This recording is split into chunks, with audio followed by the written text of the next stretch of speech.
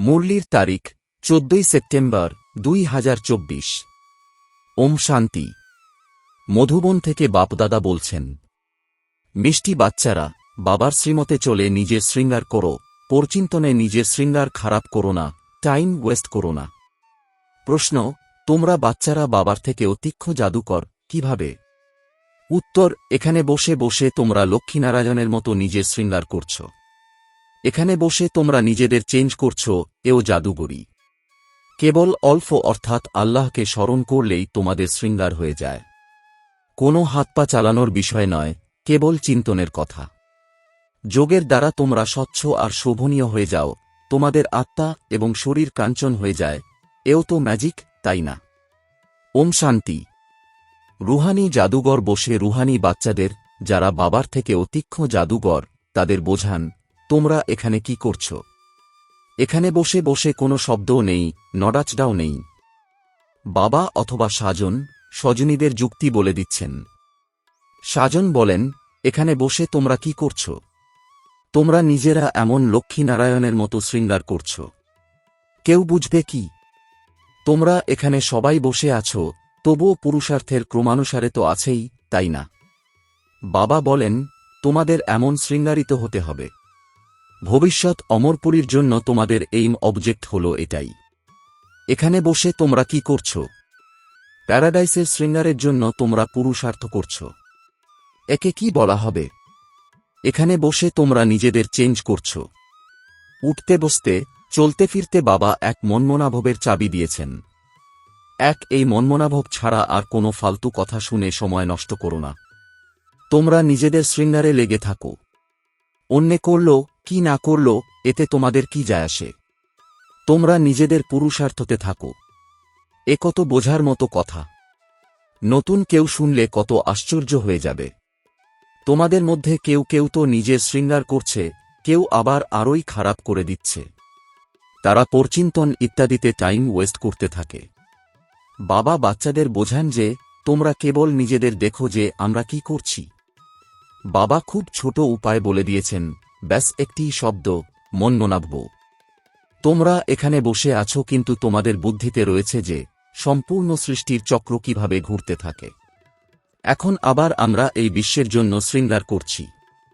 তোমরা কত পদ্মাপদম ভাগ্যবান। এখানে বসে বসে তোমরা কত কার্য করো। এখানে তো হাত পা চালানোর কোনো ব্যাপারই নেই। এখানে কেবল চিন্তনের অর্থাৎ বিচারের কথা। তোমরা বলবে, আমরা এখানে বসে উঁচুর থেকেও উঁচু বিশ্বের শৃঙ্গার করছি। মনমনাভবের মন্ত্র কত উঁচু। এই যোগের দ্বারাই তোমাদের পাপ ভস্ম হতে থাকবে, আর তোমরা স্বচ্ছ হতে হতে তারপর কত শোভনীয় হয়ে যাবে। এখন আত্মা পতিত, তাই তোমাদের শরীরের অবস্থাও দেখো কি হয়ে গেছে। এখন তোমাদের আত্মা আর কায়া উভয়ই কাঞ্চন হয়ে যাবে। এ তো ম্যাজিক, তাই না? তাই এইভাবেই নিজেদের শৃঙ্গার করতে হবে। দৈবীগুণও ধারণ করতে হবে। বাবা সবাইকেই একটি রাস্তা বলে দেন, অল্প অর্থাৎ আল্লাহ, বে অর্থাৎ বাদশাহী। কেবল অল্পের কথা। বাবাকে স্মরণ করতে থাকো, তাহলে তোমাদের সম্পূর্ণ শৃঙ্গার পরিবর্তন হয়ে যাবে। তোমরা বাবার থেকেও বড় জাদুকর। তোমাদের উপায় বলে দেওয়া হয় যে এমন এমন করলে তোমাদের শৃঙ্গার তৈরি হয়ে যাবে। নিজের শৃঙ্গার না করলে তোমরা নিজেদের ক্ষতি করে ফেলে থাকো। এতটা তো বোঝই যে আমরা ভক্তিমার্গে কি কি করতাম। সমস্ত শৃঙ্গারই খারাপ করে দিয়ে তোমরা কি হয়ে গেছ। এখন একটি শব্দে, বাবার স্মরণেই তোমাদের শৃঙ্গার হয়। বাচ্চাদের কত ভালোভাবে বুঝিয়ে ফ্রেশ করে দেয়। তোমরা এখানে বসে কি করো? তোমরা স্মরণের যাত্রায় বসে আছো। কারোর খেয়াল যদি অন্যদিকে থাকে তাহলে শৃঙ্গার তো করাই যাবে না। তোমরা এখন শৃঙ্গার করেছ, তাই তোমাদের অন্যদেরও পথ বলে দিতে হবে। বাবা তোমাদের এমনভাবে শৃঙ্গার করাতেই আসেন। শিব বাবা, তোমার কি জাদু, তুমি আমাদের কত শৃঙ্গার করাও। উঠতে বসতে, চলতে ফিরতে আমাদের নিজের শৃঙ্গার করতে হবে। কেউ তো আবার নিজের শৃঙ্গার করে অন্যদেরও শৃঙ্গার করায়। কেউ তো আবার নিজের শৃঙ্গারও করে না আর অন্যদের শৃঙ্গারও খারাপ করতে থাকে। ফালতু বা ব্যর্থ কথা শুনিয়ে তাদের অবস্থা আরও নিচে নামিয়ে দেয়। নিজেরাও শৃঙ্গার করে না, অন্যদেরও শৃঙ্গার করতে দেয় না। তাই খুব ভালোভাবে চিন্তা করো, বাবা কিভাবে যুক্তি বলে দেন। ভক্তিমার্গের শাস্ত্র পড়লে এই যুক্তি পাওয়া যায় না। শাস্ত্র তো হল ভক্তিমার্গের। তোমাদের বলে থাকে যে তোমরা কেন শাস্ত্র মানো না? বলো যে আমরা সব মানি। অর্ধেক কল্প আমরা ভক্তি করেছি। শাস্ত্র পড়লে কে আর মানবে না? রাত আর দিন যখন হয় তখন এই দুইকেই তো মানবে, তাই না? এ হল অসীম জগতের দিন আর রাত। বাবা বলেন যে মিষ্টি বাচ্চারা, তোমরা নিজেদের শৃঙ্গার করো, টাইম ওয়েস্ট করো না। সময় খুব অল্প বাকি আছে। তোমাদের বিশাল বুদ্ধির হওয়া প্রয়োজন। পারস্পরিক খুবই প্রেমের সম্বন্ধ থাকা চাই। টাইম ওয়েস্ট করা উচিত নয়, কেননা তোমাদের টাইম তো খুবই মূল্যবান। তোমরা কড়ি থেকে হিরে তুল্য তৈরি হচ্ছ। বিনা পয়সায় শুনছ নাকি? এ কি কোনো কথা নাকি? বাবা একটি শব্দই শোনান। বড় বড় ব্যক্তিরা বেশি কথা বলে না। বাবা তো সেকেন্ডে জীবনমুক্তির পথ বলে দেন। এ তো হল উচ্চ শৃঙ্গারের, তাই তো যাদের খুব পুজো করে তাদের চিত্রই আছে। যত ধনী মানুষ হবে তত বড় মন্দির তৈরি করবে, অনেক বেশি শৃঙ্গার করাবে। পূর্বে তো দেবতাদের চিত্রে হীরের হার পরানো হতো। বাবার তো অনুভব আছে, তাই না? বাবা নিজেই লক্ষ্মীনারায়ণের জন্য হীরের হার তৈরি করেছিলেন। বাস্তবে তারা যেমন শৃঙ্গার করেন তেমন এখানে আর কেউই করতে পারে না। তোমরা এখন পুরুষার্থের নম্বর অনুসারে তেমন তৈরি হচ্ছ। বাবা তাই বোঝান, বাচ্চারা, তোমরা না নিজের টাইম ওয়েস্ট করো, না অন্যদের টাইম ওয়েস্ট করাও। বাবা খুব সহজ যুক্তি বলে দেন। তোমরা আমাকে স্মরণ করো, তাহলে তোমাদের পাপ দূর হয়ে যাবে। স্মরণ ছাড়া এমন শৃঙ্গার হতে পারে না। তোমরা তো এমন তৈরি হবে, তাই না? তোমাদের দৈবী স্বভাব ধারণ করতে হবে। এতে বলারও কোনো দরকার নেই, কিন্তু পাথর বুদ্ধি হওয়ার কারণে সব বোঝাতে হয়। এ হল 1 সেকেন্ডের কথা। বাবা বলেন, মিষ্টি মিষ্টি বাচ্চারা, তোমরা নিজের বাবাকে ভুলে তোমাদের শৃঙ্গার কত খারাপ করে দিয়েছ। বাবা তো বলেন, তোমরা চলতে ফিরতে নিজের শৃঙ্গার করতে থাকো, কিন্তু মায়াও কিছু কম নয়। কেউ কেউ লেখে, বাবা, তোমার মায়া আমাদের খুব বিরক্ত করে। আরে আমার মায়া কোথায়? এ তো খেলা, তাই না? আমি তো তোমাদের মায়ার হাত থেকে ছাড়াতে এসেছি। আমার মায়া তাহলে আবার কোথা থেকে হল? এই সময় এই মায়ারই সমস্ত রাজত্ব। যেমন এই রাত আর দিনে তফাত হতে পারে না, এ আবার হল অসীম জগতের রাত আর দিন। এখানে 1 সেকেন্ডেরও ফারাক হতে পারে না। তোমরা বাচ্চারা এখন পুরুষার্থের নম্বর অনুসারে এমন শৃঙ্গার করছ। বাবা বলেন, তোমাদের চক্রবর্তী রাজা হতে হলে তোমরা চক্র ঘোরাতে থাকো। গৃহস্থ জীবনে থাকলেও সেখানে তোমাদের বুদ্ধির দ্বারা কাজ করতে হবে।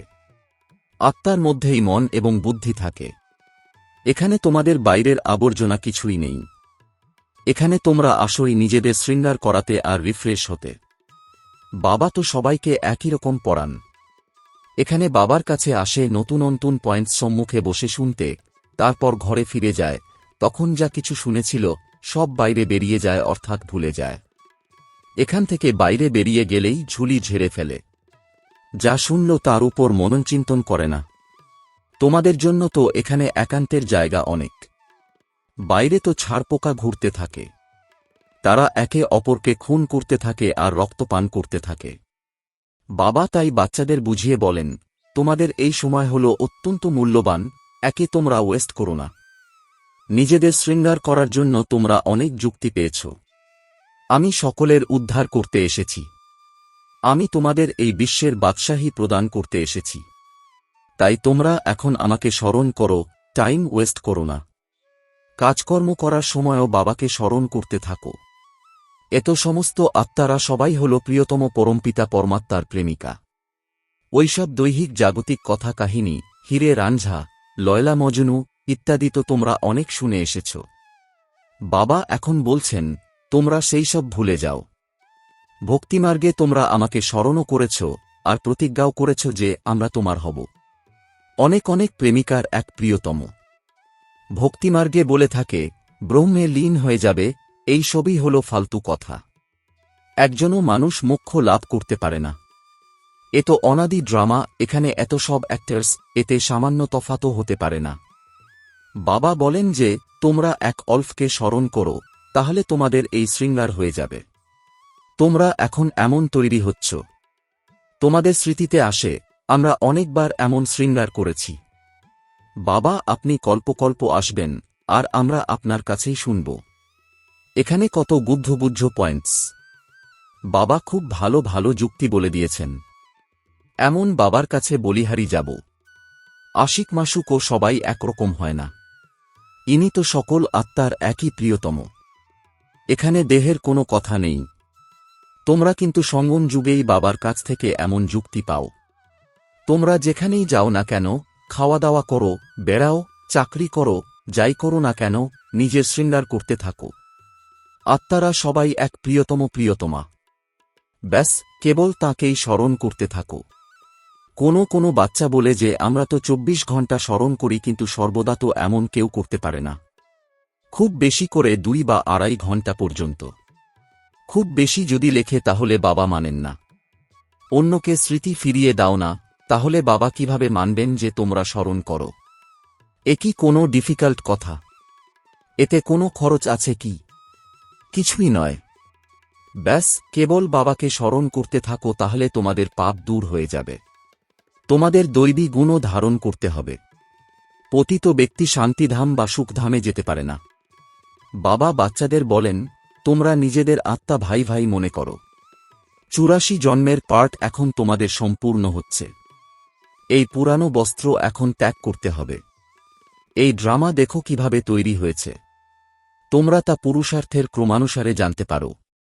দুনিয়াতে তো কেউই কিছুই বুঝতে পারে না। প্রত্যেকেই তোমরা নিজেকে জিজ্ঞেস করো যে আমরা বাবার মতে চলি কি? যদি চলো তাহলে তোমাদের শৃঙ্গারও খুব ভালো হবে। একে অপরকে উল্টো কথা শুনিয়ে অথবা শুনে নিজের শৃঙ্গারও খারাপ করে দেয়, অন্যদেরও খারাপ করে দেয়। বাচ্চাদের তো এই ধুনেই অর্থাৎ সুরে লেগে থাকতে হবে যে আমরা এমন শৃঙ্গারধারী কিভাবে হব। বাকি তো যা কিছুই আছে তা ঠিক আছে। কেবল পেটের জন্য রুটি যেন সহজেই পাওয়া যায়। বাস্তবে পেট তো বেশি চায় না। যদিও তোমরা সন্ন্যাসী, কিন্তু তোমরা রাজযোগী। না অনেক উঁচু, না নিচু। খাও কিন্তু বেশি খেও না, যেন অভ্যাস না হয়ে যায়। এই কথা একে অপরকে স্মরণ করিয়ে দাও। শিব বাবা স্মরণে আছে তো? উত্তরাধিকার স্মরণে আছে তো? বিশ্বের বাদশাহীর শৃঙ্গার স্মরণে আছে তো? বিচার করে দেখো, এখানে বসে বসে তোমাদের কি উপার্জন? এই উপার্জনের দ্বারা অপার সুখ প্রাপ্ত হয়, কেবলই স্মরণের যাত্রার দ্বারা। আর কোনো অসুবিধা নেই। ভক্তি মার্গে মানুষ কত ধাক্কা খেতে থাকে। বাবা এখন এসেছেন তোমাদের শৃঙ্গার করাতে। তাই তোমরা নিজেদের খুব ভালোভাবে খেয়াল করো। ভুলে যেও না। মায়া সব ভুলিয়ে দেয়, তখন সময় খুব নষ্ট করে ফেলে। তোমাদের এই টাইম তো খুবই মূল্যবান। লৌকিক পড়াতে মানুষ পরিশ্রমের ফলে কি থেকে কি হয়ে যায়। বাবা তোমাদের তো অন্য কোনো পরিশ্রম করান না। তিনি কেবল বলেন, তোমরা আমাকে স্মরণ করো। কোনো বই ইত্যাদি পড়ার কোনো দরকার নেই। বাবা কি কোনো বই পড়েন? বাবা বলেন, আমি এসে এই প্রজাপিতা ব্রহ্মার দ্বারা তোমাদের অ্যাডাপ্ট করি। ইনি তো প্রজাপিতা, তাই না? তাহলে এত মুখ বংশাবলী কিভাবে হবে? বাচ্চাদের অ্যাডপ্ট করা হয়। উত্তরাধিকার তো বাবার থেকে প্রাপ্ত হবে। বাবা ব্রহ্মার দ্বারা অ্যাডপ্ট করেন, তাই তাকে মাতাপিতা বলা হয়। এও তোমরাই জানো। বাবার আগমন একদম অ্যাকুরেট। তিনি অ্যাকুরেট সময় আসেন, আবার অ্যাকুরেট সময় যাবেন। দুনিয়ার পরিবর্তন তো হতেই হবে। বাচ্চারা, বাবা এখন তোমাদের কত বুদ্ধি দান করেন। তোমাদের বাবার মতে চলতে হবে। স্টুডেন্টরা যা পড়াশোনা করে তাই তাদের বুদ্ধিতে চালাতে হবে। তোমরাও এই সংস্কার নিয়ে যাও। বাবার মধ্যে যেমন সংস্কার আছে, তেমনি তিনি তোমাদের আত্মার মধ্যেও এই সংস্কার ভরতে থাকেন। তারপর যখন এখানে আসবে তখন ওই পার্টি আবার রিপিট হবে। পুরুষার্থের নম্বর অনুসারে আবার আত্মা আসবে। নিজের মনকে জিজ্ঞেস করো, নিজেকে শৃঙ্গার করানোর জন্য আমি কতটা পুরুষার্থ করেছি? কোথাও তো টাইম নষ্ট করিনি। বাবা সাবধান করে দেন, ব্যর্থ কথায় কোথাও সময় নষ্ট করো না।